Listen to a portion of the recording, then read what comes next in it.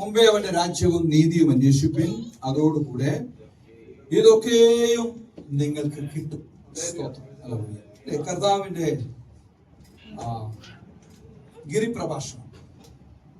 ഗിരിപ്രഭാഷണ സമയത്ത് ഭയത്തെക്കുറിച്ചും ആകുലതകളെ കുറിച്ചൊക്കെ പറഞ്ഞു വന്നപ്പോ കർത്താവ് പറഞ്ഞ, അല്ലെങ്കിൽ തന്റെ മുമ്പാകിരുന്ന ശിഷ്യന്മാരെ, തന്റെ ജനത്തെ പഠിപ്പിച്ച ഒരു കാര്യമാണ് സ്തോത്രം. എന്തു ചെയ്യണം? വിഷയം എന്താ? ഭയവും ആകുലതയും, ഫിയർ ആൻഡ് ആങ്സൈറ്റി. അപ്പൊ അന്ന് മാത്രമല്ല, ഇന്നും എന്തുണ്ട്? ഈ ഭയവും ആകുലതയും. ദൈവമക്കൾക്ക് ഇതില്ല എന്ന് പറയാൻ പറ്റുമോ? ഉണ്ട്. എന്തിനെ കുറിച്ചുള്ള ആകുലതയാണ്? എന്തിനെ കുറിച്ചുള്ള ആകുലത? നാളെയെ കുറിച്ചുള്ള ആകുലത എന്ന് പറഞ്ഞാൽ, എന്തു തിന്നും, എന്ത് കുടിക്കും, എന്തുടുക്കും എന്നുള്ള ഭാരം, എന്നുള്ള ആകുലത. എല്ലാ മത്സരവും ഇതൊക്കെ നേടാൻ വേണ്ടിയിട്ടല്ലേ? അല്ലെ? ഒരാള് നന്നാകുന്നത്, നന്നായി ജോലി ചെയ്യുന്ന അടുത്തയാൾക്ക് ഇഷ്ടമല്ല. എന്തുകൊണ്ടാ? ആർക്കും ഇഷ്ടമല്ല. കാരണം മത്സരമാ. എനിക്ക് എന്തെങ്കിലും പ്രയാസം വന്നാലോ, അല്ലെ, എന്റെ ജോലിക്ക് എന്തെങ്കിലും ഒരു ബുദ്ധിമുട്ട് വന്നാലോ, ചിലർ കണ്ടിട്ടില്ലേ 1000 രൂപ കീശ ഇരുന്നാലും, അല്ലെ, ഒരു നേരത്തെ അരിക്ക് കാശ് വേണമെന്ന് പറഞ്ഞാ ചുമ്മാ കള്ളം പറഞ്ഞോളൂ, എനിക്ക് 3 മാസം ശമ്പളം കിട്ടിയിട്ടുണ്ട്. നമ്മൾ എന്തും പറയും, നമ്മൾ എങ്ങനെ ബിഹേവ് ചെയ്യും?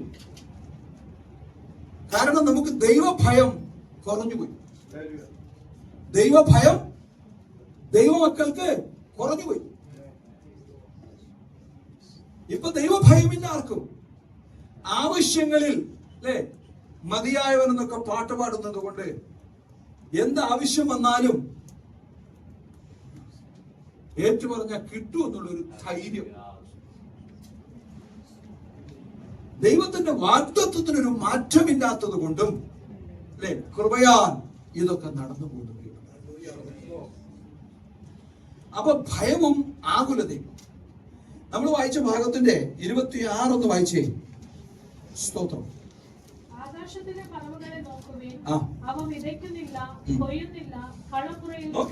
പ്രകൃതിയാലുള്ള ഒരു സാക്ഷി. കർത്താവ് പറയാ, ആകാശത്തിലെ പറവകളെ നോക്കുവിൻ, കൊയ്യുന്നില്ല, കളപ്പുരയിൽ കൂട്ടിവയ്ക്കുന്നുമില്ല, നിന്നെ പോലെ ഒന്നും മത്സരിച്ച് അധ്വാനിക്കുന്നില്ല. Basically they don't do anything. എന്നിട്ടോ എങ്കിലും സ്വർഗസ്ഥനായ നിങ്ങളുടെ പിതാവ് അവയെ പുലർത്തുന്നു. എന്നിട്ട് പറയാ, മനുഷ്യന്റെ വില എന്നാ? അടുത്ത വാക്യം വായിച്ചേ. നോക്കിയേ പ്രിയമുള്ളവരെ, കർത്താവായ യേശു ക്രിസ്തുവിന്റെ പിതാവായ ദൈവത്തിന്റെ ഓമനകുമാരനാകുന്ന കർത്താവായ യേശു ക്രിസ്തുവിന്റെ രക്തത്താൽ വീണ്ടെടുക്കപ്പെട്ട ദൈവമക്കളോട് പറയാ, ഈ കാണുന്ന പറവകളെയും പക്ഷികളെക്കാളൊക്കെ നിങ്ങൾ വിശേഷതയുള്ളവരല്ലയോ? ഹല്ലേലൂയ. Praise the Lord. അടുത്ത താഴോട്ട് വായിച്ചേ.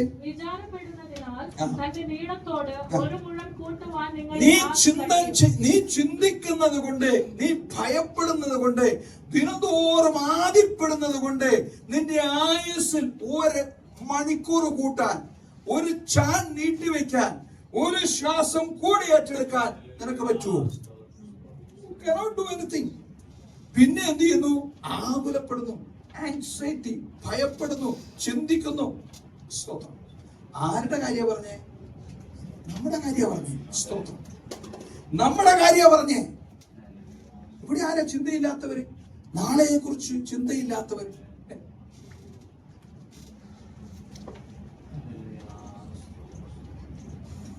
നമ്മൾ ആരും ഉന്തിയും തള്ളിയും രക്ഷിക്കപ്പെട്ടവരല്ല, ഉന്തിയും തള്ളിയും രക്ഷയിലേക്ക് വന്നവരല്ല. നമ്മളെ സ്തോത്രം കർത്താവ് ആരാണെന്ന് അനുഭവിച്ചറിഞ്ഞു കയറുന്നവരാണ്. പക്ഷെ ആ സത്യം എന്നും എന്താകണം? അകത്ത് കത്തി നിൽക്കണം. ഈ ഫ്ലെയിം അണഞ്ഞു പോകാൻ അനുവദിക്കരുത്. ഇത് ദിനംതോറും കത്തണം. ആഴ്ചക്ക് ഒരു ദിവസം കത്തിച്ചിട്ട് കാര്യമില്ല. ഇത് ദിവസം പ്രതി, ദിനം പ്രതി ഇത് കത്തിക്കൊണ്ടിരിക്കണം. അപ്പൊ നമ്മൾ വായിച്ചതോട്ടൊന്നുകൂടി 27. വിചാരപ്പെടുന്നതിനാൽ തന്റെ നീളത്തോട് ഒരു മുഴം കൂട്ടുവാൻ നിങ്ങളിൽ ആർക്ക് കഴിയും? 30. ഇന്നുള്ളതും അടുപ്പിലിടുന്നതുമായ വയലിലെ പുല്ലിനെ ദൈവം ഇങ്ങനെ ക്ഷമിക്കുന്നു എങ്കിൽ അല്പവിശ്വാസികളെ നിങ്ങളെ എത്ര അധികം. ആകയാൽ നാം എന്ത് തിന്നും, എന്ത് കുടിക്കും, എന്ത് ഉടുക്കും എന്നിങ്ങനെ നിങ്ങൾ വിചാരപ്പെടരുത്. ഈ വകയൊക്കെയും ജാതികൾ അന്വേഷിക്കുന്നു. നിങ്ങൾ ജാതികളെ പോലെ വിചാരപ്പെടാതെ എന്ത് ചെയ്യണം? മുമ്പേ അവന്റെ രാജ്യവും നീതിയും അന്വേഷിപ്പിൻ. നിങ്ങൾ ഇത് ആര് ചെയ്യുന്ന പറഞ്ഞേ? ഇതൊക്കെ ജാതികൾ ചെയ്യുന്നു എന്നാണ് നമ്മൾ വായിച്ചത്. സ്തോത്രം. അതുകൊണ്ട് ജാതികളെ പോലെ നിങ്ങൾ ചെയ്യാതെ നിങ്ങൾ എന്ത് ചെയ്യണം? മുമ്പേ അവന്റെ രാജ്യവും നീതിയും അന്വേഷിക്കുന്നവരാകുവിൻ. അങ്ങനെയെങ്കിൽ ഇതോടുകൂടെ അല്ലെ അതോടുകൂടെ ഇതൊക്കെയും നിങ്ങൾക്ക് കിട്ടും. എന്താ പ്രിയപ്പെട്ടവർ ഇതൊക്കെയും നിങ്ങൾക്ക് കിട്ടുമെന്ന് പറയുന്നത്? സ്തോത്രം. നിങ്ങളുടെ ചിന്ത എന്നാ? എന്ത് തിന്നും, എന്ത് ഉടുക്കും, എന്ത് കുടിക്കും. ഇവിടെ പറയും നിങ്ങൾ മുൻപേ അവന്റെ രാജ്യവും നീതിയെയും അന്വേഷിക്കും. Seek his kingdom and his righteousness first. എന്താണ് രാജ്യവും നീതിയും എന്ന് പറഞ്ഞാൽ? പള്ളി കഴിഞ്ഞാൽ എല്ലാവരും പോയിട്ട് ഇല്ലേ രാജ്യത്തിന് വേണ്ട കല്ലൊക്കെ പെറുക്കി വെച്ച് ഒരു ബിൽഡിംഗ് കെട്ടാനാണ്, അല്ലെങ്കിൽ അങ്ങനെ എന്തെങ്കിലും ചെയ്യാനാണ്. അതിന്റെ അർത്ഥം ദൈവത്തിന്റെ നിയമങ്ങളും ദൈവത്തിന്റെ ഭരണവും ഞാൻ അവന്റെ അതോറിറ്റിയുടെ അണ്ടറിലായിരിക്കുന്നുവെന്ന് പൂർണ്ണമായും തന്നെ ബോധ്യപ്പെടുത്തുക. സ്തോത്രം. എന്നിട്ട് എന്റെ ജീവിതത്തിലെ എല്ലാ കാര്യങ്ങളും നടത്തിത്തരാൻ ദൈവം സർവശക്തനാണെന്ന് വിശ്വസിച്ച് അവരിൽ ആശ്രയിക്കുക. എന്താ പറഞ്ഞേ? ദൈവത്തിന്റെ നിയമങ്ങളും ദൈവത്തിന്റെ ഭരണത്തിനും അല്ലെങ്കിൽ നിയമത്തിനും ഭരണത്തിനും അധികാരത്തിനും കീഴിലാണ് ഞാൻ എന്ന് സ്വയം വിലയിരുത്തുക, ഉറപ്പിക്കുക. എന്നിട്ട് എന്റെ ദൈനംദിനമായ സകല ആവശ്യങ്ങളും നടത്തിത്തരാൻ ആകാശത്തിലെ പറവകളെയും പക്ഷികളെയും നോക്കുവിൻ, വയലിലെ താമരയെ നോക്കുവിൻ. ശലോമോനേക്കാളും ഭംഗിയായിട്ട് അവ ഒരുക്കിയത് ആരാ? എങ്കിൽ എത്ര അധികമായി തന്റെ ഓമനകുമാരന്റെ രക്തത്താൽ വീണ്ടെടുക്കപ്പെട്ട എനിക്ക് വേണ്ടി കർത്താവ് എത്ര അധികമായി കരുതും. അപ്പൊ കർത്താവിടെ പറഞ്ഞു വരുന്ന കാര്യം എന്താണെന്നറിയോ? നമ്മൾ ഓർക്കണം, അബ്രഹാമിനെയും ഇസഹാക്കിനെയും ദൈവം കൃപ ചെയ്ത് ഒരു 7 ദിവസം പൂർണ്ണമായി ഉപവസിക്കാൻ ദൈവം സഹായിച്ചു. ഒരു ദിവസം ഒരു പ്രാവശ്യം ഭക്ഷണം കഴിച്ചില്ലെങ്കിൽ ഇങ്ങനെ വറയ്ക്കും. പിന്നെ 2 മണിക്കൂറെങ്കിലും കിട്ടുന്നൊക്കെ തിന്നാലേ എനിക്ക് നിൽക്കാൻ പറ്റത്തുള്ളൂ. സ്തോത്രം. പക്ഷേ ഉപവസിച്ചു, കർത്താവ് ബലപ്പെടുത്തി ഈ ദിവസത്തോളം നിർത്തി. സ്തോത്രം. ആ സാഹചര്യത്തിൽ പറഞ്ഞു ബലം എടുക്കാൻ പറ്റത്തില്ല. സ്തോത്രം. ഓക്കെ, അപ്പോ സ്തോത്രം. അബ്രഹാമിന്റെ ഇസഹാക്ക്. സ്തോത്രം. അബ്രഹാമിനോട് ദൈവം പറഞ്ഞു അല്ലെ, കാത്തിരുന്ന് ഒത്തിരി പ്രാർത്ഥിച്ച് ദൈവം നൽകിയ ഒരു തലമുറ. ദൈവം പറഞ്ഞു അവരെ യാഗം കഴിക്കണം. മറു ചോദ്യമൊന്നുമില്ല. ഇതാ പറഞ്ഞേ, ദൈവരാജ്യത്തെ കുറിച്ച് അന്വേഷിക്കും. ചോദ്യമൊന്നുമില്ല. അപ്പന് നന്നായിട്ട് അറിയാം what is going to happen. ആരോടൊന്നും പറഞ്ഞില്ല. പക്ഷെ അതിന് ഉള്ളം പറഞ്ഞു, യഹോവ ഇരി. നമ്മൾ എന്താ കാണുന്നത് പ്രിയപ്പെട്ടവരെ? ദൈവം അല്ലെ ആ മോറിയ മലയിൽ ഇസഹാക്കിന് പകരം അല്ലെ മറ്റൊരാട്ടിൻകുട്ടിയെ കഴിച്ചു. ഇങ്ങനെ എനിക്കും നിങ്ങൾക്കും വേണ്ടി കരുതാൻ നമ്മുടെ ദൈവം സർവശക്തൻ. അപ്പൊ കർത്താവ് പറഞ്ഞ കാര്യം എന്താണെന്നറിയോ? നമ്മുടെ പ്രയോറിറ്റി നമുക്കാർക്കും പ്രശ്നമില്ലെന്നോ, നിങ്ങളാരും പ്രശ്നമില്ലാത്തവരാണെന്നോ, പ്രശ്നത്തെ പറ്റി ചിന്തിക്കുന്നൊക്കെ തെറ്റാണെന്നോ, തിന്നുന്ന എന്നാന്നോ, കുടിക്കുന്ന എന്നാന്നോ, ഉടുക്കുന്ന എന്നാണെന്നോ ഒക്കെ ചിന്തിക്കുന്നത് തെറ്റാണെന്നല്ല പറഞ്ഞേ. കർത്താവ് ഇവിടെ പറയാൻ ശ്രമിക്കുന്നത് നിങ്ങളുടെ ഓർഡറോ അല്ലെ, കർത്താവ് പഠിപ്പിക്കുകയാണ് നിങ്ങളുടെ പ്രയോറിറ്റിയുടെ ഓർഡർ പറഞ്ഞു തരിക. സ്തോത്രം. എന്തിനാണ് നിങ്ങൾക്ക് പ്രയോറിറ്റി വേണ്ടത്? ഇപ്പൊ നമ്മുടെ പ്രയോറിറ്റി എന്താ? ജോലി ചെയ്യണം, പണം വേണം, സുഖം വേണം, കുടുംബം വേണം, അല്ലേ, തലമുറ വേണം. അങ്ങനെ ഒത്തിരി പ്രയോറിറ്റി. ഈ പ്രയോറിറ്റി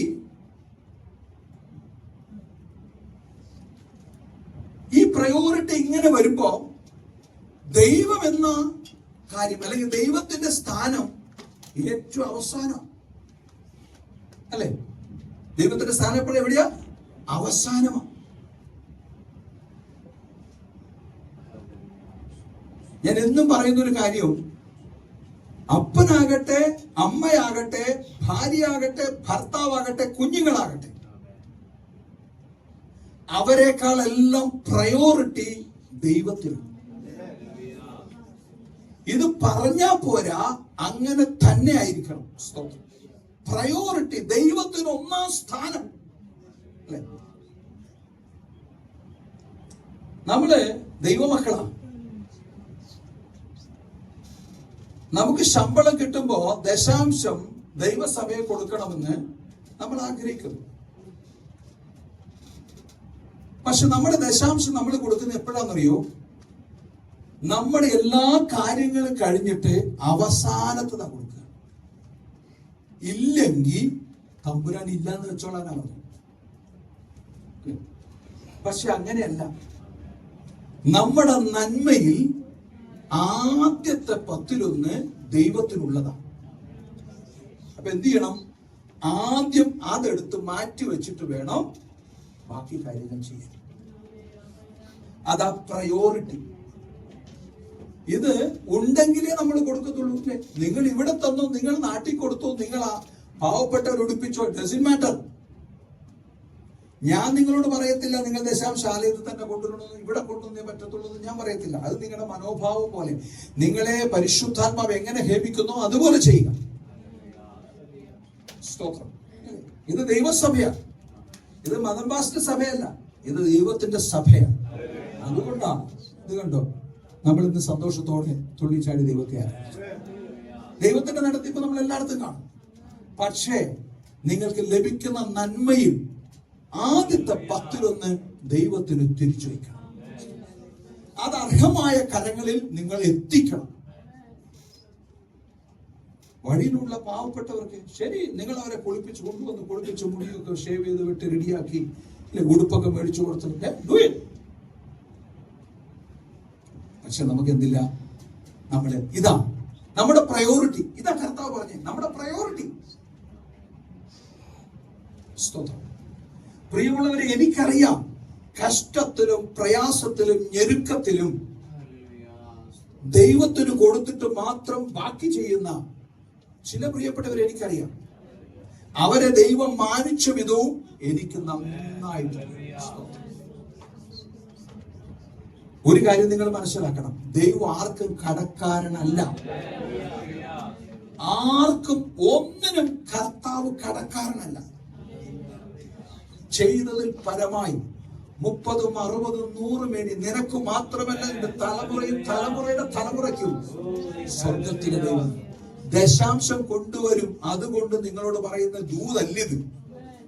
സ്തോത്രം. നിങ്ങൾ ദൈവത്തെ അനുസരിച്ചാൽ, ദൈവത്തിന്റെ രാജ്യവും നീതിയുമാണ് നിങ്ങൾ അന്വേഷിക്കുന്നതെങ്കിൽ നിങ്ങൾക്ക് ഒന്നിനും കുറവ് വരുത്താതെ സ്വർഗത്തിൽ ദൈവം നടത്തും. ഇനി ദൈവരാജ്യത്തെ കുറിച്ച് പറഞ്ഞു. സ്തോത്രം. സീക്കിംഗ് ഹിസ്, അന്വേഷിക്കുക. എന്താ അന്വേഷിക്കുക? ദൈവത്തിന്റെ സാന്നിധ്യം നമ്മൾ അന്വേഷിക്കുന്നേ അല്ലേ? നമ്മൾ ഉറപ്പിക്കണം, ഞാൻ ദൈവ സാന്നിധ്യത്തിലായിരിക്കുന്നു. സ്തോത്രം. എന്റെ എല്ലാ തീരുമാനങ്ങളിലും ദൈവമുണ്ട്. സ്തോത്രം. എല്ലാ തീരുമാനത്തിലും ആരുണ്ട്? ദൈവമുണ്ട്. നമ്മൾ തീരുമാനം എടുത്തിട്ട് എല്ലാം കഴിഞ്ഞ പിന്നെ പിറ്റേ ഓർക്കും, അയ്യോ ദൈവത്തോട് പറഞ്ഞില്ലല്ലേ. എല്ലാ തീരുമാനത്തിലും ഒന്നിലും നമുക്ക് മഹത്വമില്ല, ദൈവത്തിനാണ് മഹത്വം. സ്തോത്രം. ഞാനും നിങ്ങളും ദൈവത്തിന്റെ ഇഷ്ടത്തിൽ ജീവിക്കുന്നു എന്ന് ഉറപ്പുവരുത്തുക. പ്രിയമുള്ളവരെ, ഇതാ ദൈവരാജ്യത്തെ കുറിച്ചുള്ള അന്വേഷണം. അടുത്ത സ്ഥലത്ത് പോയി ഒന്നും ചെയ്യാനല്ല, ഞാനും നിങ്ങളും സാന്നിധ്യത്തിന്റെ മറവിലായിരിക്കുന്നുവെന്ന് നമ്മെ തന്നെ ഉറപ്പിക്കുക. സ്തോത്രം. അല്ലെ? അന്വേഷിപ്പിൻ. എന്താ? ആദ്യം ദൈവരാജ്യം, എന്നിട്ട് പറയാം ദൈവനീതി. അല്ലെ? ഞാനും ദൈവവുമായിട്ട് റൈറ്റ് റിലേഷൻഷിപ്പിലാണ് ഞാനും ദൈവവും ഉള്ളത്. അല്ലെ? സ്തോത്രം. ഞാൻ ദൈവസന്നിധിയിൽ അനുസരണമുള്ളതും വിശുദ്ധിയോട് കൂടിയതായിട്ടുള്ള ജീവിതം നയിക്കുന്നു. ഞാൻ എൻ്റെ കുറ്റങ്ങളെ, കുറവുകളെ ദൈവസന്നിധിയിൽ ഏറ്റുപറയുന്നു. സ്തോത്രം. ഞാൻ ക്ഷമിക്കേണ്ടതിനെ ക്ഷമിക്കുന്നു. സ്തോത്രം. ദൈവത്തിന് പ്രസാദകരമായ ജീവിതം നയിക്കുന്നു. ഇത് നമ്മൾ ഉറപ്പാക്കണം. ഇതാ അവന്റെ രാജ്യത്തെയും നീതിയെയും കുറിച്ച് അന്വേഷിക്കുക. പേപ്പറിൽ പരസ്യം കൊടുത്തിട്ട് അന്വേഷിക്കാൻ പറഞ്ഞ കാര്യം എന്റെ ഇവിടെ പറഞ്ഞു. ഞാനും നിങ്ങളും ജീവിക്കുന്നത് ആ സാന്നിധ്യത്തിന്റെ മറവിലാണ്. എന്റെയും നിങ്ങളുടെയും തീരുമാനം ദൈവഹിത പ്രകാരമാണ്. ഞാനും നിങ്ങളും ജീവിക്കുന്നത് അവന്റെ അധികാരത്തിന് കീഴിലാണ്, അവന്റെ സാന്നിധ്യത്തിന്റെ മറവിലാണ്. അവന് പ്രസാദകരമാകുമാണ് ഞാനും നിങ്ങളും ജീവിക്കുന്നത്. ഇതൊക്കെ സ്തോത്രം ഉറപ്പാക്കുന്നതാണ് പ്രിയപ്പെട്ടവരെ ദൈവരാജ്യത്തെയും നീതിയെയും കുറിച്ച് അന്വേഷിക്കുക. ഇത് ഞാനും നിങ്ങൾ ഉറപ്പാക്കുന്നെങ്കിൽ, എന്ന് പറഞ്ഞാൽ ഇന്നലെ പറഞ്ഞു, കർത്താവിൽ ഞാനും നിങ്ങളും ജീവിക്കുന്നുവെങ്കിൽ എന്ത് സംഭവിക്കും? സ്തോത്രം. ഈ പറഞ്ഞതൊക്കെയും ഇതൊക്കെയും അതോടുകൂടെ ഇതൊക്കെയും നിങ്ങൾക്ക് കിട്ടും. സ്തോത്രം. ഇതെല്ലാം നോക്കിയേ, ഇതൊക്കെ പറഞ്ഞു നമുക്ക് തരും. സ്തോത്രം. അപ്പോ നമുക്ക് എന്തുകൊണ്ടോ ദൈവിക ബന്ധത്തെയും നമ്മുടെ ആത്മീയതയൊക്കെ, സ്തോത്രം, ആത്മീയതയൊക്കെ എന്താവുന്നു? സ്തോത്രം. നമ്മള് രണ്ടായി കാണുന്നു. നമ്മുടെ സാഹചര്യങ്ങൾക്കനുസരിച്ച് ചുവട് വെക്കും. ആർക്കറിയാം ഇതൊക്കെ? എന്നിട്ട് പാട്ടില്ലേ, അന്നേ മരിച്ചു പോയെങ്കിൽ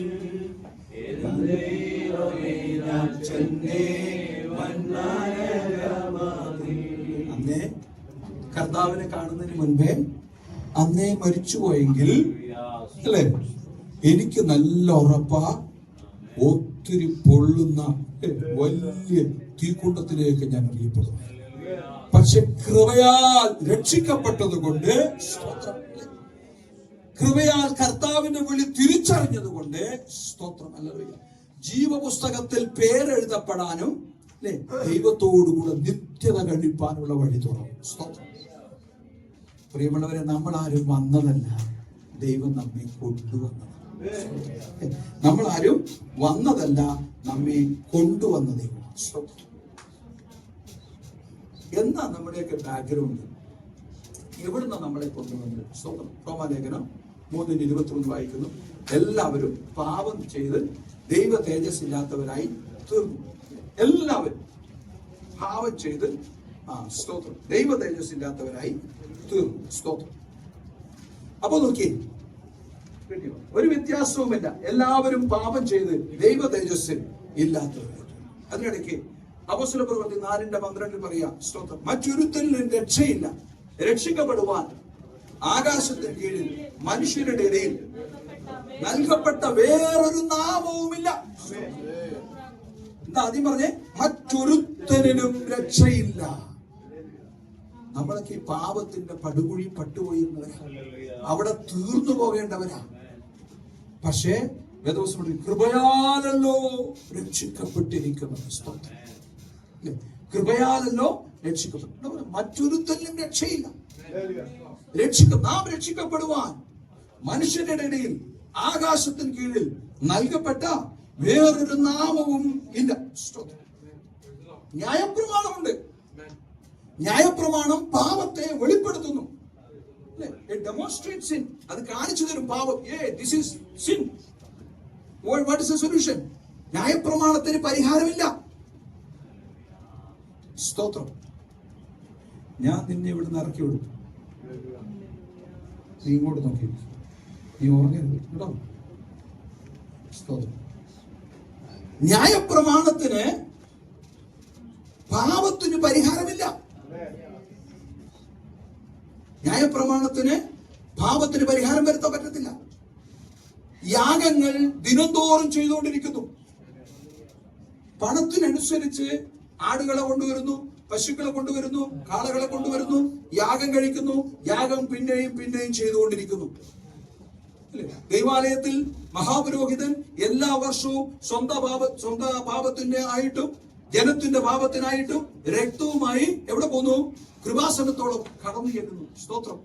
ദൈവസന്നിധി കടന്നു ചെല്ലുന്നു. പക്ഷെ എന്തില്ല? പരിഹാരമില്ല. പാപത്തിന് പരിഹാരമില്ല. സ്തോത്രം. അവിടെയാണ് സ്തോത്രം, അല്ലെ, കൃപയാലുള്ള രക്ഷ. സ്തോത്രം.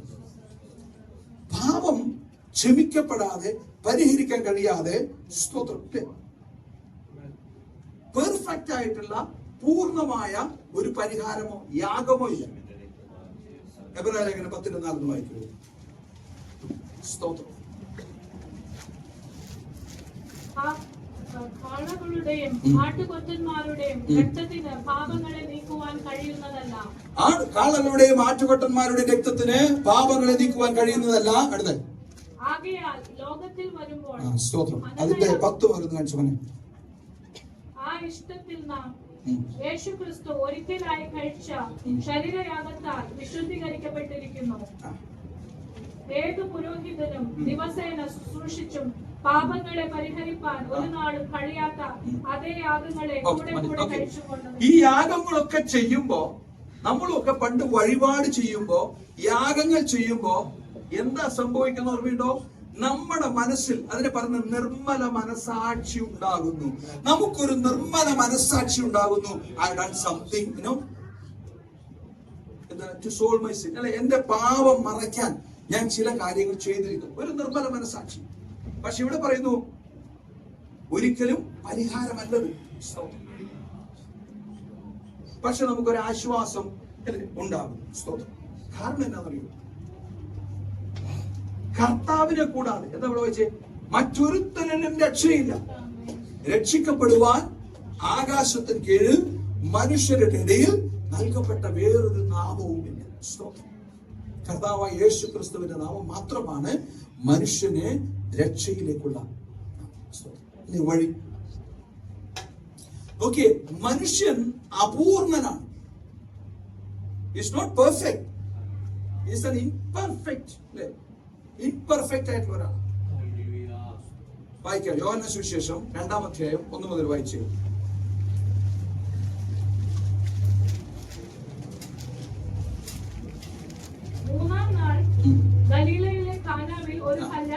നമുക്കറിയാം, കാനാവിൽ ഒരു കല്യാണം ഉണ്ടായി. കർത്താവ് അവിടെ പോയി, അല്ലെ.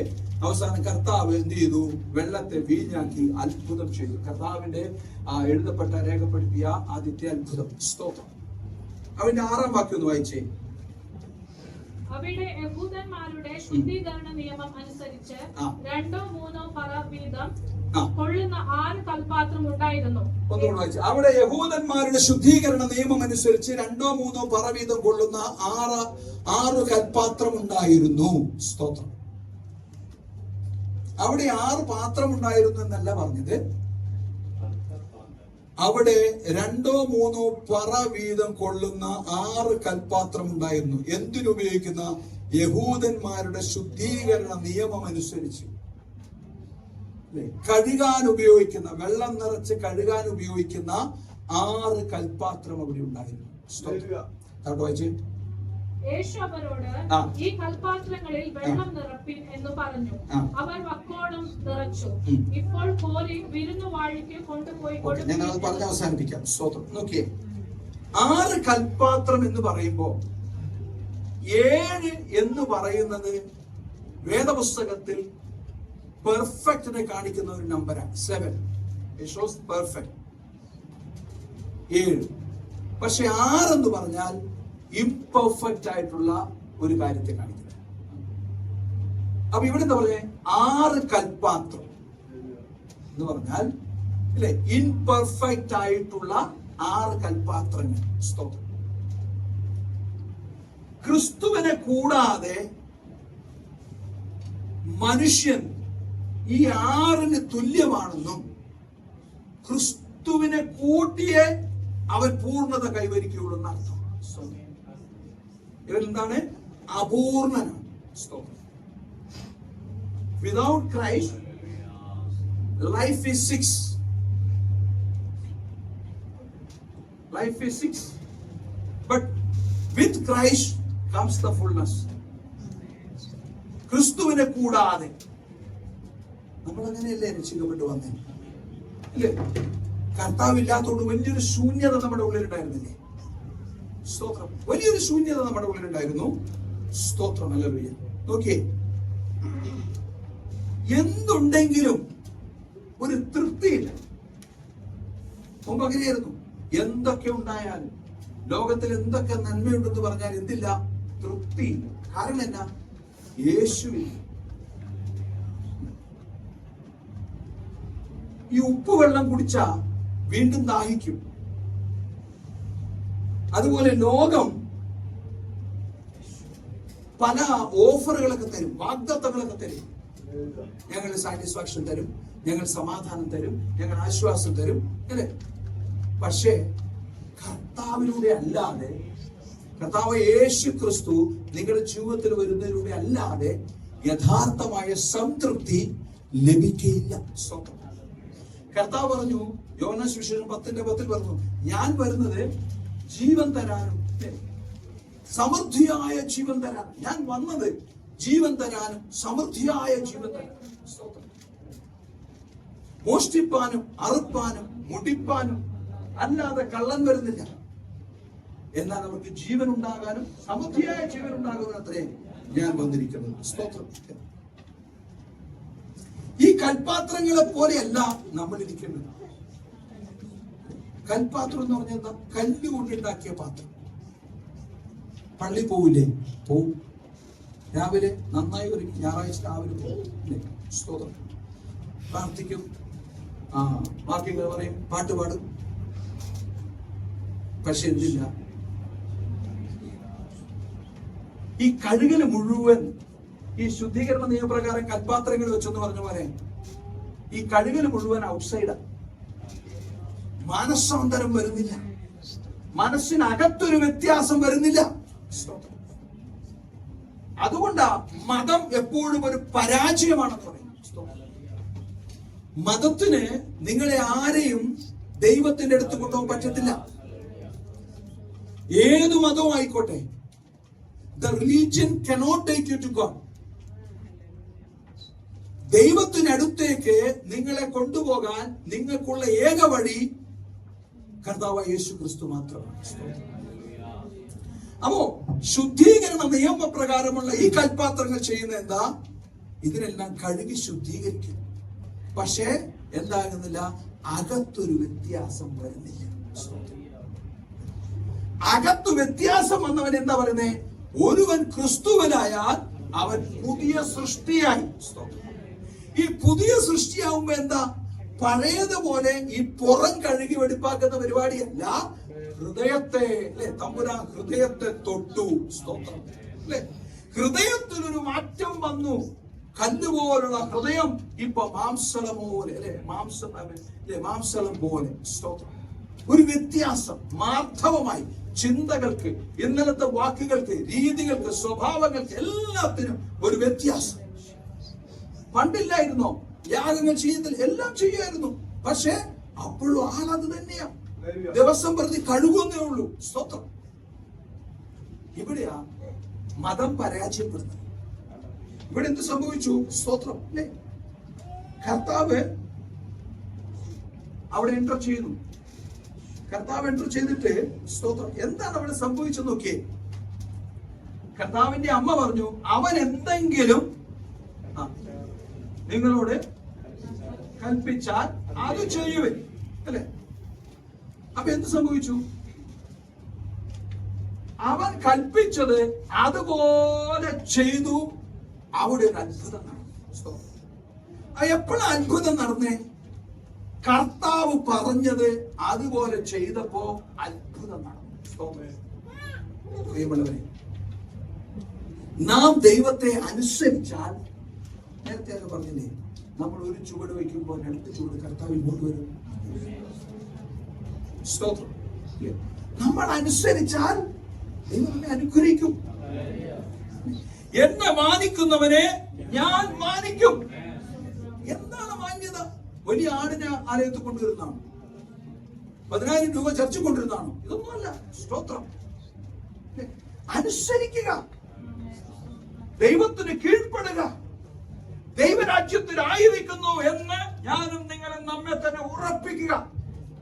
ദൈവത്തിന്റെ നീതിക്ക് ഞാൻ പ്രാധാന്യം കൊടുക്കുന്നു, ഞാൻ പ്രയോറിറ്റി നൽകുന്നു എന്റെ ജീവിതത്തിൽ. ഇവിടെ നമ്മൾ കണ്ടേ, അപൂർണതയെ പൂർണ്ണമാക്കും. ഈ കൽപാത്രങ്ങളിൽ കുറെ രഹസ്യങ്ങൾ ഒളിഞ്ഞിരിപ്പുണ്ട്. വേഗം അവസാനിപ്പിക്കാം. സ്തോത്രം. ചില രഹസ്യങ്ങൾ ഇന്ന് നമുക്ക് ഷോർട്ടായിട്ട് പറഞ്ഞു പോകാം. സ്തോത്രം. ഓക്കെ, 6 കൽപാത്രങ്ങൾ. 6 കൽപാത്രങ്ങൾ എന്തിനെ കാണിക്കുന്നു? നമ്മുടെ അപൂർണതയെ കാണിക്കുന്നു. സ്തോത്രം. മനുഷ്യന്റെ അപൂർണത. ശുദ്ധീകരണത്തിനുള്ള കൽപാത്രങ്ങൾ. ശുദ്ധീകരണത്തിനുള്ള കൽപാത്രം അതെന്താണ്? തെറ്റിപ്പോകുന്ന മതത്തെ കാണിക്കുന്നു. സ്തോത്രം. ശക്തിയില്ലാത്ത മതത്തെ കാണിക്കുന്നു. ഇനി കല്ലുകൊണ്ടുള്ള പാത്രങ്ങൾ. സ്തോത്രം. കഠിനേറിയ ഹൃദയത്തെ കാണിക്കുന്നു. സ്തോത്രം. ശൂന്യമായ കൽപാത്രങ്ങൾ. സ്തോത്രം. ആത്മീയ ശൂന്യതയെ കാണിക്കുന്നു.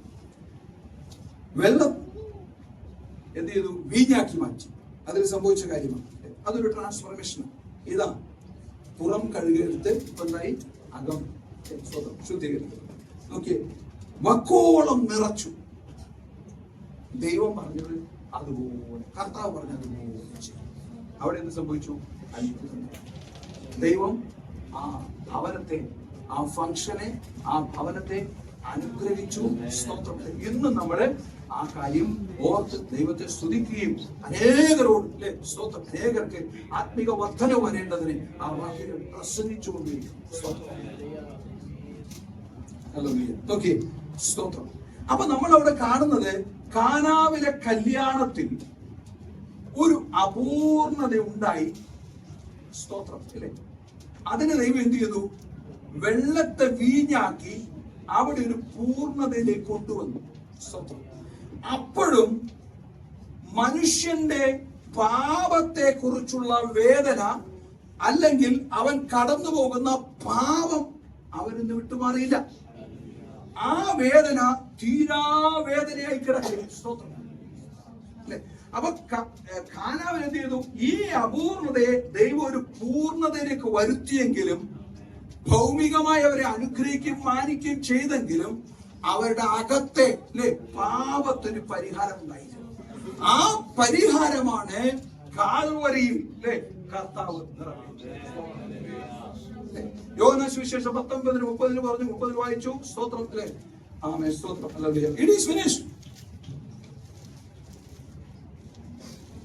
സ്തോത്രത്തിലെ നിവൃത്തിയായി എന്ന് യേശു കുളിച്ചു വീഞ്ഞു കുടിച്ച ശേഷം നിവൃത്തിയായി എന്ന് പറഞ്ഞ് തല ചായ്ച്ച് ആത്മാവിനെ ഏൽപ്പിച്ചു കൊടുത്തു. ഓക്കേ, മനുഷ്യന്റെ പാപത്തിന് പരിഹാരമായി എന്നേക്കുമായി.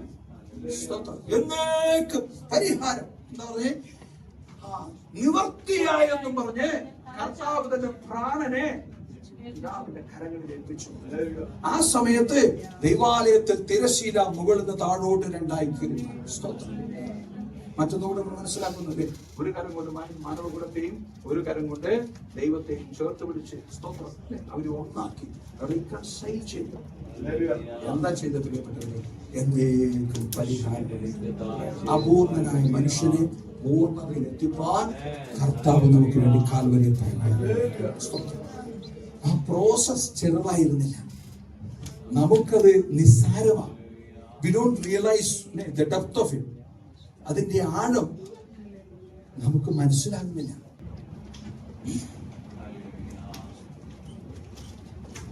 അപ്പോ അപൂർണനായ മനുഷ്യൻ കാൽവരിയിലെ പരമയാഗത്തിലൂടെ പൂർണ്ണനായി, അല്ലെങ്കിൽ പൂർണ്ണനായ ദൈവത്തിന്റെ രക്ഷയ്ക്ക് മാത്രമേ രക്ഷ അനുഭവത്തിലേക്ക് അവർ വരാൻ ദൈവം പറഞ്ഞു വന്നത്. അതിനുള്ള ആ പ്രോസസ് വളരെ ഹെക്റ്റിക് ആയിട്ടുള്ള പ്രോസസ് ആയിരുന്നു, ചെറുതായിരുന്നില്ല.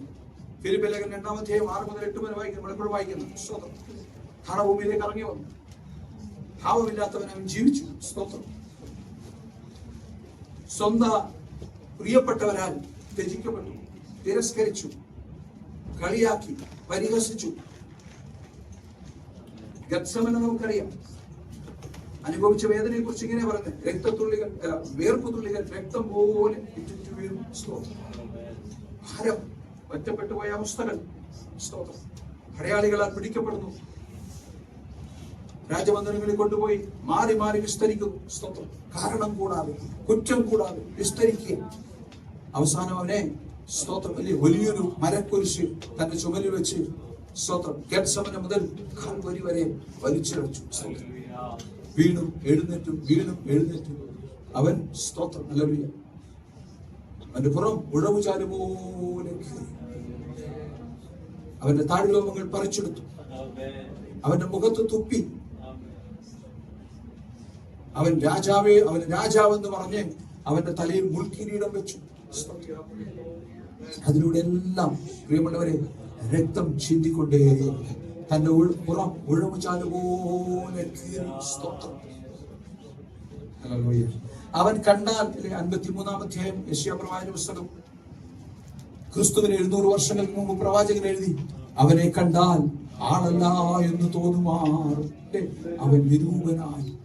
അവൻ നമ്മുടെ പാപങ്ങൾ തന്റെ ചുമലിൽ വഹിച്ചു. നമുക്ക് വേണ്ടി സ്തോത്രം കഷ്ടം അനുഭവിപ്പാൻ ഏൽപ്പിച്ചു കൊടുത്തു. താൻ കഷ്ടം അനുഭവിക്കുമ്പോഴും പ്രിയമുള്ളവരെ, നമ്മൾ നിസ്സാരമായി കാണുന്ന ഈ ക്രിസ്തീയ ജീവിതത്തെ വളരെ ഗൗരവമായി കണ്ട്, കാരണം അവൻ കഷ്ടം അനുഭവിക്കുമ്പോഴും ഓരോ അടിയേൽക്കുമ്പോഴും സ്തോത്രം, പ്രാണവേദനയായപ്പോഴും സ്തോത്രം, അവന്റെ ഹൃദയത്തിൽ ഞാനും നിങ്ങളും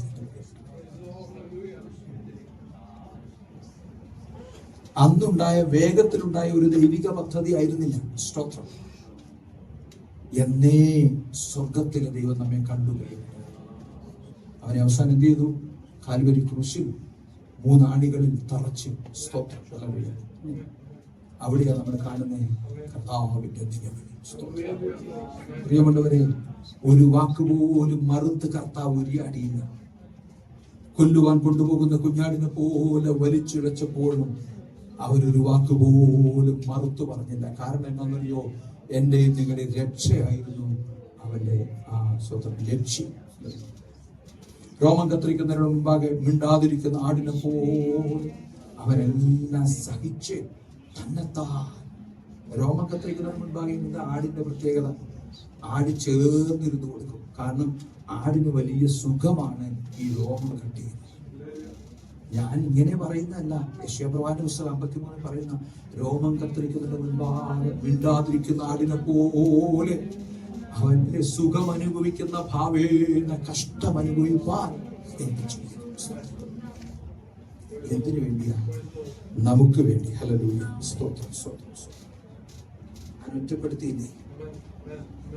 അവനെ ചലിച്ചു കളഞ്ഞില്ലേ? എന്താ പ്രിയപ്പെട്ടവരെ കർത്താവ് അനുഭവിക്കാൻ? എന്തിനാന്ന് ചോദിച്ചാൽ 2 കൊരിന്ത്യർ ലേഖനം 5:21 പാപമില്ലാത്തവനെ, ഞാനും നിങ്ങളും ദൈവസന്നിധിയിൽ നീതിമാന്മാരാകേണ്ടതിന് സ്തോത്രം. പാപമറിയാത്തവനെ നാം അവനിൽ ദൈവത്തിന്റെ നീതിയാകേണ്ടതിന് അവൻ നമുക്ക് വേണ്ടി പാപമാക്കി. സ്തോത്രം. ഞാനും നിങ്ങളും ദൈവസന്നിധിയിൽ നീതിമാന്മാരാകേണ്ടതിന് പാപമില്ലാത്ത കർത്താവിനെ പാപമാക്കി. സ്തോത്രം. അവൻ നമ്മുടെ പാപങ്ങളെല്ലാം തന്റെ ചുമലിന്മേൽ വഹിച്ചു. തന്റെ പ്രാണന് സകലവും നിവർത്തിയായി എന്ന് വിളിച്ചു പറഞ്ഞു. സ്തോത്രം. പിതാവിന്റെ കരത്തിലേക്ക് ഏൽപ്പിച്ചു കൊടുത്തു. സ്തോത്രം. തിരശീല മന്ദിരത്തിൽ തിരശീല രണ്ടായി കീറി. പുറമ്പോക്കിലായിരുന്ന എനിക്കും നിങ്ങൾക്കും കൃപാസനത്തോളം അടുത്തു ചെല്ലാൻ മഹാരക്ഷയുടെ വഴി സ്വർഗം തുറന്നു. നമുക്ക് ലഭിച്ച രക്ഷ എത്ര വലുതാണ്. അതിന്റെ പിന്നിൽ ദൈവം കൊടുത്ത വില എത്ര വലുതാണെന്ന് നോക്കിയേ. സ്തോത്രം. നാം കൽപാത്രങ്ങൾ പോലെയായി പുറമ്പോക്കി കിടന്നത്. സ്തോത്രം. എന്നാ നമ്മെ ശുദ്ധീകരിപ്പാൻ, മാനമാത്രമാക്കാൻ, കാണുന്നവർക്ക് അനുഗ്രഹമാക്കി തീർപ്പാൻ. സ്തോത്രം. കാൽവരിയിൽ കർത്താവ് നമുക്ക് വേണ്ടി രക്തം. ആ രക്തത്തിന്റെ ഫലമാണ് സ്തോത്രം. അവൻ അനുഭവിച്ച വേദനയുടെ ഫലമാണ് ഞാനും നിങ്ങൾ അനുഭവിക്കുന്ന സമാധാനം, ആശ്വാസവും സന്തോഷവും ജീവപുസ്തകത്തിലെ പേരും നിത്യതയുടെ വാഗ്ദത്തം. സ്തോത്രം. എത്ര ഗൗരവത്തോടെ ഞാൻ എത്ര ഗൗരവത്തോടെ, എത്ര അനുസരണത്തോടെ നാം അവനെ പിൻപറ്റണം. ഇതൊന്നും കർത്താവ് അറിയാതെ സംഭവിച്ചെന്ന് ആരും വിചാരിക്കാം. എടുക്കാം ലൂക്കോസ് വിശേഷം 22-ാം അധ്യായം 19-20 വായിച്ചു. സ്തോത്രം. മാളികമുറിയിൽ പെസഹ ഭക്ഷണത്തിന് ശേഷം അവൻ കർത്തൃമേശ സ്ഥാപിക്കുന്ന പിന്നെ അപ്പമെടുത്ത് നമുക്ക് അവിടെ കാണാം. സ്തോത്രം. പിന്നെ അപ്പമെടുത്ത് വായിച്ചു. അവർക്ക് കൊടുത്തു, ഇത് നിങ്ങൾക്ക് വേണ്ടി നൽകുന്ന എന്റെ ശരീരം, എന്റെ ഓർമ്മയ്ക്കായി ഇത് ചെയ്യുവേൻ എന്ന് പറഞ്ഞു. അവിടുന്ന് തന്നെ അത്താഴം കഴിഞ്ഞ ശേഷം അവൻ പാനപാത്രവും കൊടുത്തു. ഈ പാനപാത്രം നിങ്ങൾക്ക് വേണ്ടി ചൊരിയുന്ന എന്റെ രക്തത്തിലെ പുതിയ നിയമം ആകുന്നു. എന്നാൽ എന്നെ കാണിച്ചു കൊടുക്കുന്നവന്റെ എന്നാൽ 19 പിന്നെ അപ്പമെടുത്ത് വാഴ്ത്തി നുറുക്കി അവർക്ക് കൊടുത്തു. ഇത് നിങ്ങൾക്ക് വേണ്ടി നൽകുന്ന എന്റെ ശരീരം, എന്റെ ഓർമ്മയ്ക്കായി ഇത് ചെയ്യുവേൻ എന്ന് പറഞ്ഞു. അവിടുന്ന് തന്നെ അത്താഴം കഴിഞ്ഞ ശേഷം ഒരു പാനപാത്രവും കൊടുത്തു. ഈ പാനപാത്രം നിങ്ങൾക്ക് വേണ്ടി ചൊരിയുന്ന എന്റെ രക്തത്തിലെ പുതിയ നിയമം ആകുന്നു.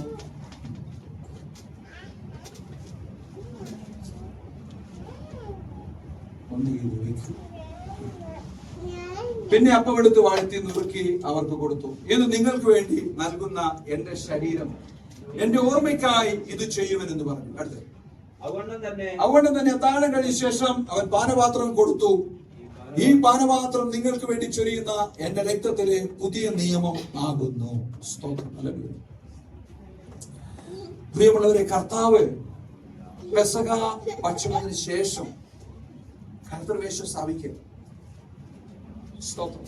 തന്റെ കരകളിൽ അപ്പമെടുത്ത് സ്തോത്രം ചൊല്ലി എന്ന് പറഞ്ഞു, ഇത് നിങ്ങൾക്ക് വേണ്ടിയുള്ള എന്റെ ശരീരം. ഇത് മറ്റൊന്നുമല്ല, ഇത് നിങ്ങൾക്ക് വേണ്ടിയുള്ള എന്റെ ശരീരം. ഇത് അപ്പമാണ്, but it represent my body. പലരും പഠിപ്പിക്കുന്നേ മാംസമായി തീരുന്നു. ഇറ്റ് റെപ്രസെന്റ്സ് മൈ ബോഡി എന്ന് പറഞ്ഞാൽ ഇത് നിങ്ങൾക്ക് വേണ്ടിയുള്ള എന്റെ ശരീരം. എന്നിട്ട് കർത്താവ് നുറുക്കുക. ഇതുപോലെ ഞാൻ നുറുക്കപ്പെടാൻ പോവാൻ എന്റെ ഓർമ്മയ്ക്കായി ഇത് ചെയ്യണം. ശിഷ്യന്മാരോട് അപ്പോസ്തലന്മാരോട് പറഞ്ഞു കൊടുത്ത ശുശ്രൂഷ, സ്വർഗത്തിലെ ദൈവം സ്ഥാപിച്ച ശുശ്രൂഷ. എന്നിട്ട് അതുകൊണ്ട് തന്നെ അത്താഴം കഴിഞ്ഞ ശേഷം പാനപാത്രം എടുത്തു. ഈ പാനപാത്രം നിങ്ങൾക്ക് വേണ്ടി ചൊരിയുന്ന എന്റെ രക്തത്തിലെ പുതിയ നിയമമാകുന്നു. സ്തോത്രം. എന്റെ ഓർമ്മയ്ക്കായി ചെയ്യുമെന്ന്. അപ്പൊ കർത്താവ് എന്തെല്ലാം പെട്ടെന്ന് സംഭവിച്ചൊരു കാര്യമല്ല. സ്തോത്രം. അല്ലെ, you was decided, you was ready. അല്ലെ, കർത്താവിന്റെ പൂർണ്ണ നിശ്ചയത്തോടെ അപ്പൊ നോക്കി, ഇന്ന് ഈ മേശ അപ്പോസ്തലന്മാർ ചെയ്തു വന്ന ശുശ്രൂഷ, നമുക്ക് മുൻപേ പോയ പിതാക്കന്മാർ അനുസരിച്ച് ചെയ്തു വന്ന ശുശ്രൂഷ, ഇന്ന് നമ്മിൽ ഫലമേൽപ്പിച്ച ശുശ്രൂഷയുമായിട്ട് ഈ മേശയുമായി നാം ദൈവസന്നിധിയിൽ അടുത്ത് വരിക. ഈ മേശ ഗിരിപ്രഭാഷണ സമയത്തും എപ്പോഴെല്ലാം കർത്താവിന്റെ സന്നിധിയിൽ ആരൊക്കെ കടന്നു വന്നോ, അല്ലെ, അപ്പം നുറുക്കും പല സമയങ്ങളിലൊക്കെ ആരൊക്കെ കടന്നു വന്നു, എല്ലാവർക്കും തുല്യമായി എല്ലാം വിഭാഗിച്ചു കൊടുക്കുക. പക്ഷെ ഈ മേശ അല്ലെങ്കിൽ കർത്തൃമേശ സ്ഥാപിച്ചപ്പോ കർത്താവിന്റെ ശിഷ്യന്മാർക്ക് മാത്രമായി. അതുകൊണ്ട് വന്നു ചേർന്നവർക്ക് എല്ലാവർക്കും കഴിക്കാമെന്നുള്ളതല്ല, ഇതിന് ചില നിബന്ധനകളുണ്ട്. കർത്താവ് യേശു ക്രിസ്തുവിനെ തന്റെ ജീവിതത്തിൽ സ്വന്തം രക്ഷിതാവും ദൈവവുമായി സ്വീകരിച്ചവർക്കും കർത്താവിന്റെ കൽപ്പനയാകുന്ന മുഴുവൻ സ്നാനം അങ്ങനെ തന്നെ അനുഭവിച്ചവർക്കും തങ്ങളെ തന്നെ വിശുദ്ധിയിലും വേർപാടിലും സൂക്ഷിക്കുന്നു എന്ന് ഉറപ്പുള്ളവർക്കുമാണ് എന്ന് പകലിൽ ഈ മേശ ഒരുക്കിയിരിക്കുന്നത്. അങ്ങനെയുള്ളവർക്ക് മാത്രമേ ഈ മേശയിൽ ഇന്ന് പങ്കെടുക്കാൻ പാടുള്ളൂ. ഇനി നീ കർത്താവായ യേശു ക്രിസ്തുവിനെ രക്ഷിതാവായി സ്വീകരിച്ചത് കൊണ്ടോ, നീ വിശുദ്ധിയിലും വേർപാടിലും ജീവിക്കുന്നു എന്ന് പറഞ്ഞത് കൊണ്ടോ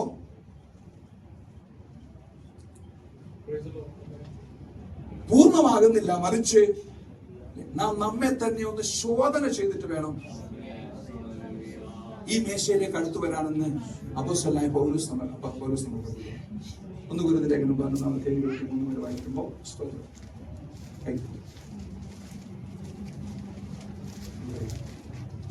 ഞാൻ കർത്താവിൽ നിന്ന് പ്രാപിക്കുകയും നിങ്ങൾ കേൾപ്പിക്കുകയും ചെയ്തത് എന്തെന്നാൽ, കർത്താവ് യേശുവിനെ കാണിച്ചു കൊടുത്ത രാത്രിയിൽ അവൻ അപ്പമെടുത്ത് സ്തോത്രം ചൊല്ലി നുറുക്കി, ഇത് നിങ്ങൾക്ക് വേണ്ടിയുള്ള എന്റെ ശരീരം, എന്റെ ഓർമ്മയ്ക്കായി ഇത് ചെയ്യുവീൻ എന്ന് പറഞ്ഞു. അവൻ തന്നെ അത്താഴം കഴിഞ്ഞ ശേഷം അവൻ പാനപാത്രവും എടുത്തു, ഈ പാനപാത്രം എന്റെ രക്തത്തിൽ പുതിയ നിയമമാകുന്നു, ഇത് കുടിക്കുമ്പോഴൊക്കെയും എന്റെ ഓർമ്മയ്ക്കായി ചെയ്യുവീൻ എന്ന് പറഞ്ഞു. അങ്ങനെ നിങ്ങൾ ഈ അപ്പം തിന്നുകയും പാനപാത്രം കുടിക്കുകയും ചെയ്യുമ്പോഴൊക്കെയും ഇത് കുടിക്കുമ്പോഴൊക്കെയും എന്റെ ഓർമ്മയ്ക്കായി ചെയ്യുവൻ. അവന്റെ മടങ്ങി വരവിന്റെ ചിന്ത,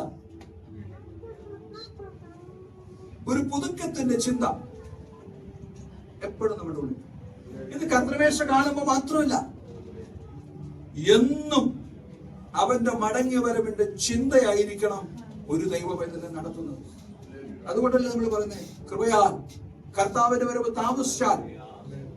അതൊരു ഭംഗിക്ക് വേണ്ടിയുള്ള വാക്കല്ല പ്രിയപ്പെട്ടവരെ. That's our life. നമ്മൾ ഇവിടെ വന്ന് തിരിച്ചുപോയി മാതാപിതാക്കളെ കാണാൻ ഒരു ഉറപ്പുമില്ല. രാവിലെ ജോലിക്ക് പോയാൽ തിരിച്ചു പറയും, ലോകപ്രകാരം അങ്ങനെയാണല്ലോ, അതിനൊക്കെ അപ്പുറമായിട്ട് തിരിച്ചു വരാമെന്ന് ഓരോ ഉറപ്പുമില്ല. പോയ വഴിയെ കർത്താവ് വന്നാൽ രൂപാന്തരപ്പെട്ട് മാറ്റപ്പെട്ടു പോകും. സ്തോത്രം. ഇതാ അപ്പോ എങ്ങനെയായിരിക്കണം നമ്മുടെ ജീവിതം? എത്ര ഒരുക്കത്തോടെ ആയിരിക്കണം? നമ്മൾ പ്ലാൻ ചെയ്യല്ലേ അടുത്ത 20 വർഷത്തേക്ക്, അല്ലേ? മൊത്തം പ്ലാൻ ചെയ്ത് വെച്ചിരിക്കുക. അടുത്ത മാസം ശമ്പളം കിട്ടി എന്നെ ചെയ്യണമെന്ന് ഇപ്പോഴേ പ്ലാൻ ചെയ്ത് വെച്ചിട്ടുണ്ട്. ചെയ്യണ്ടെന്നല്ല, അതിനപ്പുറം പ്രയോറിറ്റി comes to God, അല്ലേ? ദൈവ വിഷയത്തിൽ പ്രയോറിറ്റി ദൈവത്തിൽ. ആർക്കും തടുക്കാൻ പറ്റത്തില്ല. കർത്താവ് വന്നാൽ കണ്ണടച്ചു തുറക്കുന്നതിന് മുൻപ് ആ വേഗതയിൽ കണ്ണിലെ ഒന്ന് ഇമവെട്ടി തുറക്കുന്നതിന് മുൻപ് നിമിഷത്തിൽ എന്ത് ചെയ്യും? ആ രൂപാന്തരപ്പെട്ട് കർത്താവിനോട് കൂടെ എടുക്കും. ചിന്തിക്കാനോ നിലവിളിക്കാനോ ചോദിക്കാനോ ഒന്നിനും സമയം കിട്ടത്തില്ല. അത് സംഭവിക്കും. നമ്മുടെ ആയുസ് സംഭവിക്കാൻ പ്രാർത്ഥിക്കും. ചിലർ ഇപ്പൊ വേണ്ട, ഞാൻ പോയി കഴിഞ്ഞിട്ട് പിന്നെ നടന്നോട്ടെ, ആരും അറിയത്തില്ലല്ലോ, കല്ലറകൾ തുറക്കുമ്പോ ഞാൻ പൊക്കോളൂ. ചിലർ പറഞ്ഞ കുഴപ്പമില്ല, അവിടെ അടക്കിയാലും ഞങ്ങളൊക്കെ ചേർന്ന് ഉന്തി തള്ളിയാൽ കേൾക്കൂലേ. ചില പരിപാടികളുണ്ട്, മരിച്ചു കഴിഞ്ഞിട്ട് അടക്കമൊക്കെ കഴിഞ്ഞിട്ട് പിന്നെ തള്ളി കയറ്റി വിടാൻ. സ്തോത്രം. എന്തു ആവട്ടെ, ഓക്കെ, നടക്കത്തില്ലെന്ന് മാത്രമേ ഉള്ളൂ. ഒരൊറ്റ വഴിയുള്ളൂ, വഴി കർത്താവിനെ അനുസരിക്കുക, കർത്താവിന്റെ വചനം അനുസരിക്കുക, ആ കൃപയിൽ ജീവിക്കുക. അല്ലെങ്കിൽ കർത്താവിൽ ജനിച്ച് കർത്താവിൽ ജീവിച്ച് കർത്താവിൽ മരിക്കണം. അപ്പൊ പറഞ്ഞു വന്നേ, അങ്ങനെ നിങ്ങൾ ആ. ഈ അപ്പം തിന്നുകയും ആ. പാനപാത്രം കുടിക്കുകയും ആ. ചെയ്യുമ്പോഴൊക്കെയും കർത്താവ് വരുവോളം അവന്റെ മരണത്തെ പ്രസ്താവിക്കുന്നു. സ്തോത്രം. അതുകൊണ്ട് അയോഗ്യമായ അപ്പം തിന്നുകയോ കർത്താവിന്റെ പാനപാത്രം കുടിക്കുകയോ ചെയ്യുന്നവനെല്ലാം കർത്താവിന്റെ ശരീരവും രക്തവും സംബന്ധിച്ച് കുറ്റക്കാരനാകും. സ്തോത്രം. തോന്നിയ പോലെയൊക്കെ ജീവിച്ച് തോന്നിയ പോലെയൊക്കെ ഓടി വന്ന് അല്ലേ? സ്തോത്രം. വീട്ടിലെ തോട്ടത്തിൽ പോയി ഇച്ചിരി മണ്ണിന്റെ പണിയൊക്കെ എടുത്താ തിരിച്ചു വരുമ്പോ നമ്മൾ ചോറ് കണ്ടാൽ എന്ത് ചെയ്യും? കൈ കഴുകിയിട്ടേ കയറി ഇരിക്കത്തുള്ളൂ. ഇവിടുന്ന് വായിച്ചേ. സ്തോത്രം. എങ്ങനെയെങ്കിലൊക്കെ വന്നാൽ കർത്താവിന്റെ ശരീരവും രക്തവും സംബന്ധിച്ച് കുറ്റക്കാരനാകും. നിർവിചാരികളായി ജീവിതത്തിന്റെ ക്രമീകരണങ്ങളൊന്നും ഓർക്കാതെ, സ്തോത്രം, വീട്ടുവിചാരമില്ലാതെ, ഭയം കൂടാതെ മേശയിലേക്ക് കടന്നു വരരുത്. സ്തോത്രം. മനുഷ്യൻ തന്നെ ശോധന ചെയ്തിട്ട് വേണം ഈ അപ്പം തിന്നുകയും പാനപാത്രത്തിൽ നിന്ന് കുടിക്കുകയും നോക്കിയേ, ശോധന ചെയ്യണം. എവിടെയാ? നമ്മുടെ ഹൃദയം ഒന്ന് ശോധന ചെയ്യണം. ഈ 7 ദിവസക്കാലം 8 ദിവസം അല്ലെങ്കിൽ 7 ദിവസം നമ്മൾ എന്ത് ചെയ്തു? ഹൃദയം ശോധന ചെയ്യാൻ വിട്ടുകൊടുത്തു. പ്രിയമുള്ളവരെ, നമ്മൾ എത്ര പേര് യഥാർത്ഥമായിട്ടും നമ്മുടെ ഹൃദയത്തിൽ ഒന്ന് വിട്ടുകൊടുത്തിട്ടുണ്ട്? നമ്മുടെ ഹൃദയത്തെ ശോധന ചെയ്തിട്ടില്ല. അല്ലെ? എന്തെങ്കിലും 1-2 കാര്യങ്ങളൊക്കെ എടുത്തു കളയാൻ നമുക്ക് പറ്റിയോ? സ്തോത്രം. നമുക്ക് സ്തോത്രം. അപ്പൊ നോക്കി, ശോധന ചെയ്തിട്ട് വേണം ഈ അപ്പം തിന്നുകയും. കാരണം ഹൃദയമാണ് ഏറ്റവും വിഷമമുള്ളത്, വിഷകരമാകാൻ സാധ്യതയുള്ള സ്ഥലം. ഇവിടെ എല്ലാത്തിന്റെയും രഹസ്യങ്ങളൊക്കെ ഇരിക്കുന്ന ഇവിടെയാണ്. പറയാം, ഈ ശോധന ചെയ്യണം എന്ന് പറഞ്ഞാൽ നമ്മൾ തന്നെ അന്വേഷിക്കണം. അടുത്ത ആളും അന്വേഷിക്കുന്ന കാര്യമല്ല. വായിച്ചു. തിന്നുകയും കുടിക്കുകയും ചെയ്യുന്നവൻ ശരീരത്തെ വിവേചിക്കാതിരുന്നാൽ തനിക്ക് ശിക്ഷാവിധി തിന്നുകയും കുടിക്കുകയും ചെയ്യുന്നു. ഇത് ഹേതുവായി നിങ്ങളിൽ പലരും ബലഹീനരും രോഗികളുമാകുന്നു. അനേകരും നിദ്ര കൊള്ളുന്നു. നാം നമ്മെ തന്നെ വിധിച്ചാൽ വിധിക്കപ്പെടുകയില്ല. വിധിക്കപ്പെടുന്നുവെങ്കിലോ നാം ലോകത്തോടു കൂടെ ശിക്ഷാവിധിയിൽ അകപ്പെടാതിരിക്കേണ്ടതിന് കർത്താവ് നമ്മെ ബാലശിക്ഷ കഴിക്കുകയാകുന്നു. ശോധന ചെയ്തിട്ട് കുറവുകൾ കണ്ടാൽ പരിഹരിക്കാൻ ദൈവസ്ഥ ഏറ്റുപറഞ്ഞ് ഉപേക്ഷിക്കാവുന്നെങ്കിൽ പരിഹരിക്കാവുന്നെങ്കിൽ ഇപ്പോൾ നിങ്ങൾ അത് ചെയ്യണം. പക്ഷേ ഇപ്പോൾ പരിഹരിക്കാൻ പറ്റാത്തതാണെങ്കിൽ എന്ത് ചെയ്യണം? ഇന്ന് ഈ മേശയിലേക്ക് കൈനീട്ടരുത്. പക്ഷെ തീരുമാനം എടുക്കണം. ഈ ആലയം നിന്ന് ഇറങ്ങിക്കഴിഞ്ഞാൽ ഞാൻ വേഗത്തിൽ ആ വിഷയത്തിന് പരിഹാരം വരുത്തും എന്ന് ദൈവസന്നിധി തീരുമാനം എടുക്കണം. മാത്രമല്ല, നിശ്ചയമായി കടന്നുപോയി ആ വിഷയത്തിൽ ദൈവസന്നിധി പരിഹാരം വരുത്തണം. എന്തുകൊണ്ടാണ് ഇത് പറയുന്നത്? നിങ്ങൾക്ക് കുറ്റം വരാതിരിക്കാൻ, നിങ്ങളുടെ പേരിൽ ഇതൊരു ശിക്ഷയ്ക്ക് കാരണമാകാതിരിക്കാൻ. സ്തോത്രം. ബാലശിക്ഷ എന്ന് പറഞ്ഞാലും പ്രിയമുള്ളവരെ അത് ശിക്ഷയാണ്. അങ്ങനെ ആകാതിരിക്കാൻ. സ്തോത്രം. ഒരു നിമിഷം എല്ലാവരും ദൈവസന്നിധി പ്രാർത്ഥിച്ചു. സ്തോത്രം, സ്തോത്രം, സ്തോത്രം, സ്തോത്രം, സ്തോത്രം, സ്തോത്രം. സ്തോത്രം. എല്ലാവരും ഒരു നിമിഷം സ്വാധീനം.